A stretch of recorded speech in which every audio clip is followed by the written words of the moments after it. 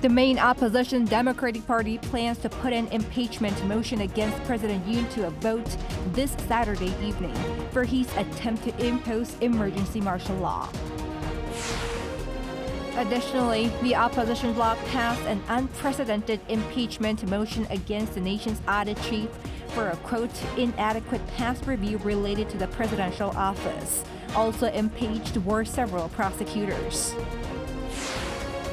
The president has accepted the resignation of Kim Yong-hyun, now the former defense minister, for his role in the temporary imposition of military rule. Ambassador to Saudi Arabia, Choi Byung-hyuk was named as Kim's successor. It's December 5th, 8 p.m. in Seoul. This is Newscenter. Thank you for joining us. I'm Yoon Jung-min. We continue our coverage of the aftermath of the very unusual temporary imposition of military rule here in the country. The main opposition bloc has set the date for the impeachment vote against the president. The ruling party says it'll prevent this from happening. Choi Min-jung has our top story. The main opposition Democratic Party is expected to hold a vote on Saturday evening on a motion to impeach President Yoon Suk-yeol over his short-lived martial law declaration. The motion was reported to the National Assembly early Thursday by the 6 opposition parties, including the majority Democratic Party. The DP said the vote on the motion will take place at around 7 p.m. Saturday. Under the National Assembly Act, a vote must occur between 24 and 72 hours after the proposed motion. This means the vote on the motion can take place as early as 12:49 a.m. on Friday. And for the motion to pass, a 2/3 majority or 200 votes is needed. With the opposition holding 192 seats, at least 8 ruling People Power Party members would need to vote in favor of the motion, which is not completely unlikely. If the motion passes, President Yoon will be suspended from his duties immediately. PPP leader Han Dong-un vowed to oppose and block the impeachment. I'll do my best to prevent this impeachment from passing in order to prevent damage to the people and supporters due to unpreparedness and confusion. Han did, however, once again call for President Yoon to leave the party and emphasize that those responsible for raising public concern should be held strictly accountable. On the other hand, Democratic Party leader Lee Jae-myung called Yoon's act a coup d'etat that destroyed the constitutional order. Lee urged that the impeachment of President Yoon must be carried out without failure and told Han that it is the responsibility of the party leader to prevent the PPP from becoming part of a rebellious criminal group. Even if the People Power Party wants to side with the rebellious criminal group, it is the party leader's responsibility to prevent that from happening. They should not become a collaborator with the rebellion. Alongside Saturday's impeachment vote, the main opposition party is seeking to revote a bill calling for a special investigation into allegations of corruption and election interference for First Lady Kim Gon-hee. The decision to simultaneously push for a revote appears to be a move to make the ruling party members attend Saturday's plenary session, as there is a possibility that the PPP will boycott the impeachment vote. Choi Min-jung, Arirang News. The opposition bloc today voted in favor of the impeachments of 4 key officials, including the state audit chief, which is unprecedented. Our political correspondent Lee Si-hoo reports. On Thursday, the opposition members of the National Assembly, led by the main opposition Democratic Party of Korea, approved motions to impeach the heads of South Korea's Board of Audit and Inspection and the Seoul Central District Prosecutor's Office and 2 more prosecutors for their alleged misuse of power in conducting purposefully insufficient investigations of allegations surrounding President Yoon Suk-yeol and the First Lady Kim Gon-hee, marking the parliament's first ever impeachment of the nation's main audit chief. All those accused, the Board of Audit Chief Choi Jae-hae, SCDPO Chief Lee Chang-soo, and Seoul's prosecutors Cho Sang-won and Choi Jae-hoon, are immediately suspended from duties. Of the 192 lawmakers present for the vote, an overwhelming majority voted in favor of the dismissal of all respective officials. The most approvals at 188 for the audit chief Choi, who took charge of inspecting President Yoon's unprecedented office relocation from the previous Cheongwade, or the Blue House, to a new location in Yongsan-gu district in central Seoul. The others investigated First Lady Kim's stock price manipulation allegations, which concluded with no indictment. The ruling People Power Party opted out of voting and held a protest rally instead, calling the motion a shameless move by the DP to disturb government affairs. Following the impeachment, a strong and immediate backlash from the prosecution. The SCDPO released a statement and said there are no constitutional grounds to do so. It said the prosecutors carried out their investigations based on the law and evidence, and that this wrong example of impeachment will disturb their operations, which serve the people. The Supreme Prosecutor's Office, too, has previously denounced such a push for impeachment, saying that the National Assembly should not abuse its power for political purposes. Now, it is up to the Constitutional Court of Korea to review the motion and make the final decision on whether to dismiss or return the 4 officials to duty. The key will be whether the audit body and the prosecution's investigations were unlawful. Lee Si-hu, Arirang News. Now, the unusual political event was at the center stage at a parliamentary hearing today. In the meantime, the president has accepted the resignation of the defense minister Kim Yong-hyun for his role in martial law. Our defense correspondent Kim Bo-kyung has more. Former Defense Minister Kim Yong-hyun ordered troops to enter the National Assembly, said Vice Defense Minister Kim Sun-ho on Thursday. This remark was made in response to a lawmaker's question during a plenary session that was urgently held on the turmoil triggered by President Yoon Suk-yeol's aborted declaration of martial law late Tuesday. While saying he feels devastated and sad for not having been able to prevent a series of events from happening in advance, the Vice Defense Minister added that he did not agree with the declaration of martial law nor with mobilizing the military. I fundamentally opposed the mobilization of military forces for martial law and expressed a negative opinion about it. When asked who wrote the martial law decree, he said it was not from the Defense Ministry. Army Chief of Staff General Park An-soo, who was named martial law commander, was also present and said he did not know much about events, including the fact he was to be the martial law commander. After the commanders' meeting at the Joint Chiefs of Staff Command Center, the defense minister told me that I was a martial law commander. That is when I knew. I was indeed unaware of the details, such as the process and the movement of the troops. After appointing General Park, the former defense minister reportedly said that all responsibility for military activities lay with him, and that if orders were not obeyed, this would be considered insubordination. He then led the martial law command, saying he had received command authority from the president. President Yoon apparently visited the Joint Chiefs of Staff Command Center where the martial law command post had been established around 1 a.m. on Wednesday, which was around the same time the Assembly passed a resolution to repeal martial law. General Park added that he submitted his resignation to then Defense Minister Kim on Wednesday, which, according to sources at the presidential office, was rejected by President Yoon the next day. Meanwhile, President Yoon named a new defense minister on Thursday morning after accepting the resignation of the outgoing Kim. Former ambassador to Saudi Arabia, Choi Byung-hyuk, who the presidential office called the right candidate based on his extensive experience and expertise in defense, was chosen to head the ministry. Choi reportedly is also said to have the conviction to speak frankly to his superiors, compared to his predecessor Kim, who was reportedly a yes man who would not question the president's instructions, being the president's high school junior. Kim Bo-kyung, Arirang News. President Yoon and members of his leadership team now face investigations by the police and the prosecution for alleged insurrection. Our Lee Soo-jin explains.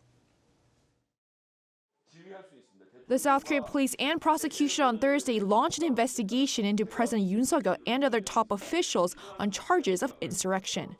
Woo Jong-soo, the head of the National Office of Investigation of the National Police Agency, told reporters that the investigation will be handled swiftly in accordance with established laws and procedures, and that the case was assigned to the Security Investigation Team. 2 charges have been filed with the police, one by the minor opposition Rebuilding Korea Party and the other by a group of 59 activists. They accused President Yoon as well as the now former Defense Minister Kim Yong-hyun Army Chief of Staff General Park An-soo and Interior Minister Lee Sang-min for their roles in the alleged insurrection of the declaration of martial law. And Prosecutor General Kim Woo-jung on Thursday has also ordered the prosecution to investigate the charges of insurrection as well as abuse of power filed with the prosecution by several minor opposition parties. The latter charge allows the prosecution to investigate the case directly alongside the National Office of Investigation. This follows President Yoon late Tuesday night declaring martial law, the first such decree in South Korea since 1980, putting the country's military in charge of maintaining order. While the martial law was lifted early Wednesday morning after the National Assembly voted to block it, the country has been left reeling in the aftermath. And just hours earlier, the prosecution also imposed a travel ban on former Defense Minister Kim Yong-hyun. The main opposition Democratic Party has raised concerns about the possibility of Kim attempting to flee overseas after he did not attend the Parliamentary Committee's emergency inquiry session. Kim, who accepted responsibility for deploying troops to enact martial law, handed in his resignation and was replaced with retired Army General and South Korea's ambassador to Saudi Arabia, Choi Byung-hyuk. Both the prosecution and the police have emphasized their determination to investigate the case thoroughly. Lee Soo-jin, Arirang News. U.S. officials within the State Department and the White House are questioning the wisdom of the Yoon administration's earlier declaration of martial law. Meanwhile, Seoul's foreign ministry is reassuring other countries that it's safe to travel to South Korea. Our foreign affairs correspondent Bae Eun-ji has this report. Following this week's declaration of martial law, a senior U.S. official has issued a rare criticism of a South Korean leader. U.S. Deputy Secretary of State Kurt Campbell said President Yoon Suk-yeol, quote, badly misjudged his decision to declare martial law. He also said the move had been seen as deeply problematic and illegitimate when asked to comment on the situation in South Korea at an event organized by the Aspen Strategy Forum on Wednesday. White House National Security Advisor Jake Sullivan also addressed the matter, saying that Washington will continue to speak out publicly to strengthen the importance of South Korea's democracy. He also told a Washington think tank that the United States learned about it on television, the same way the rest of the world did, implying that the country was caught unaware by its key ally. U.S. Secretary of State Antony Blinken said Washington will continue to look to South Korea to set an example as one of the world's most powerful stories about democratic resilience while speaking at a press meeting in Brussels on Wednesday. But again, I think Korea is one of the most powerful stories in the world about the emergence of democracy and democratic resilience. And we'll continue to look to Korea to set that example. When asked about the criticism from the U.S., South Korea's foreign ministry simply said it's currently engaging in communication at all levels with the American government. The ministry added that it has sent letters to all embassies in Seoul, requesting them not to raise their travel warnings for South Korea. A foreign ministry spokesperson said the letters included the information that martial law has been lifted in accordance with democratic procedures, and that public safety and order were being maintained. They also explained that the country's economy remains solid and that the security situation is also stable, as no unusual movements have been detected in North Korea. There have been no changes in our daily lives, and there has been no impact on tourism or economic activities. So we have asked the embassies to report to their home countries that actions, such as making adjustments to travel advisories for South Korea, do not need to be taken. This comes after the U.S. Embassy in Seoul issued an emergency alert to American citizens in Korea, saying they should avoid areas where protests are taking place. And New Zealand raised its travel advisory from level 1 to level 2 in its 4-tier system. The UK Foreign Ministry also warned that those in South Korea should avoid large public gatherings, noting that demonstrations are expected in areas around Gwanghwamun, the presidential office in Samgakji, and the National Assembly in Yeouido. Bae Eun-ji, Arirang News. Demonstrators in the country have been protesting against the president, calling for him to step down. Our Park Go-nu tells us more.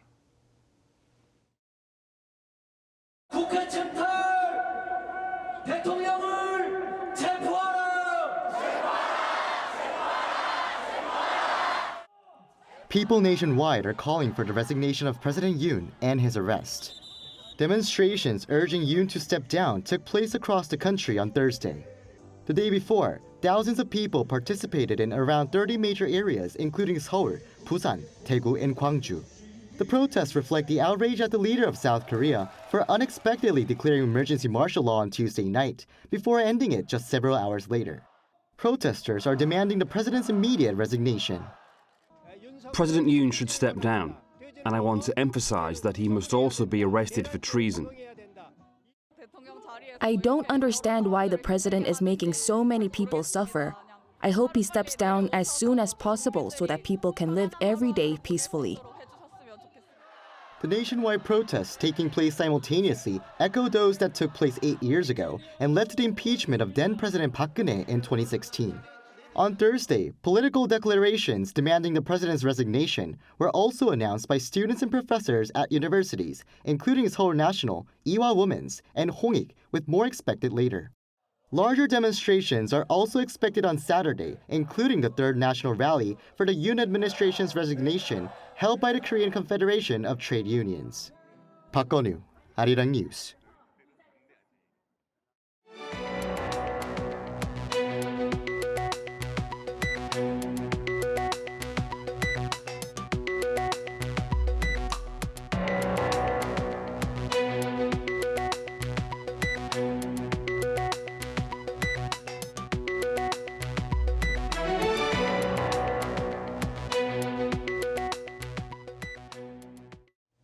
On the second day after martial law was rescinded, finance chiefs analyzed the markets as being generally stable. During an emergency meeting on Thursday, Finance Minister Choi Sang-mok, the Governor of Bank of Korea Lee Chang-yong, and other officials evaluated that the markets are getting more stable following the government's market stabilization measures, although market volatility increased in early trading yesterday. The Korean won closed at around 1,415 against the dollar on Thursday, up 5-1 from the previous day. The benchmark Kospi fell 0.9%, closing at around 2441. Korea's economy marked an on-quarter rebound in the third quarter, but the expansion fell short of the central bank's expectations. Our correspondent Moon Hye-ryun has the latest numbers. South Korea's economic growth in the third quarter of the year fell short of earlier forecasts on the back of weaker exports. Data released by the Bank of Korea on Thursday showed that the country's GDP grew by a modest 0.1% between July and September this year compared to the previous quarter, the same as preliminary data released in October. While this marked a rebound from the 0.2% contraction in the second quarter, the growth rate fell short of the central bank's earlier forecast in August of 0.5%. The country's GDP has seen fluctuations this year, with a 1.3% increase in the first quarter of the year, followed by the biggest decline seen since 2022. This comes as exports fell by 0.2% on quarter, spurred by a decline particularly in non-IT products such as vehicles and chemical goods. While this is 0.2 percentage points higher than the BOK's preliminary data, it's the first time since the fourth quarter of 2022 that exports have fallen quarter on quarter. That includes sluggish auto exports, with the central bank explaining the decline. We mentioned strikes as a reason for stunted auto exports, and although strike actions stopped in October and November, strikes at auto parts companies as well as factory fires are contributing to continued slow growth. Experts say that geopolitical risks as well as underlying structural issues are driving the slowdown in economic growth. Even if we did not have the current difficulties, Korea's growth rate would be falling because of demographic problems as well as reduction in productivity and efficiency.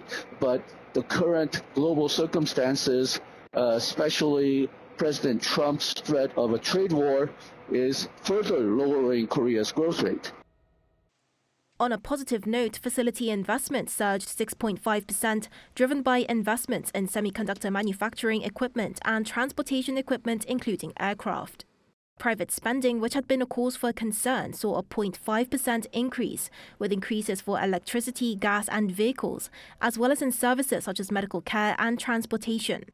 With stunted economic growth in the third quarter, the Bank of Korea revised its economic growth projections down for this year and next year in November, from 2.4% to 2.2% for 2024 and from 2.1% to 1.9% in 2025. 문혜련, Arirang News. Starting today, the Korean Railway Workers Union began an indefinite strike. The workers are demanding wage increases and the hiring of more staff. The strike was started after final negotiations fell through on Wednesday. This is the first strike since September last year. Subway services in the capital area, as well as the KTX and regular trains across the country, have been affected. Many people experienced inconvenience this morning. Korail is operating a 24-hour transportation task force, so most passenger trains are expected to run. The union said it is ready to resume talks if management changes its conditions.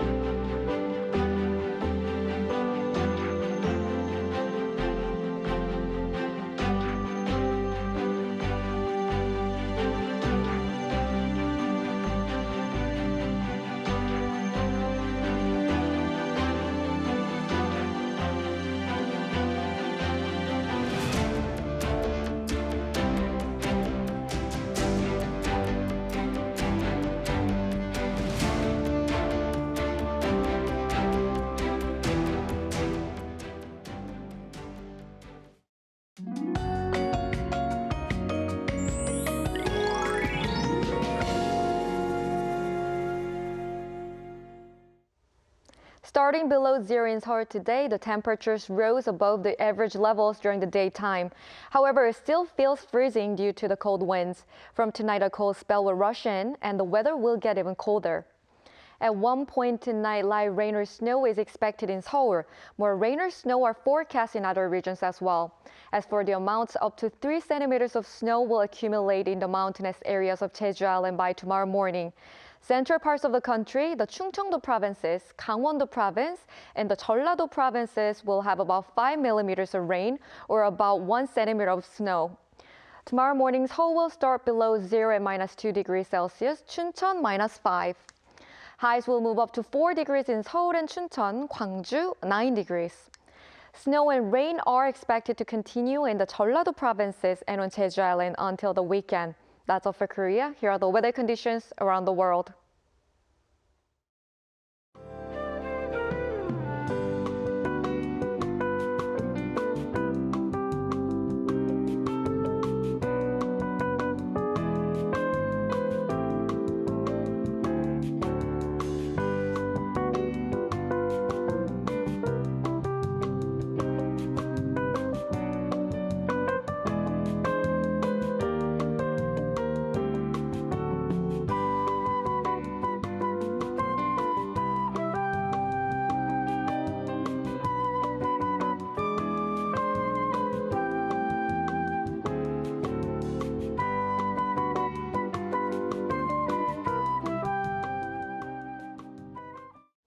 That is Newscenter for tonight. Thank you for watching. A panel session up next.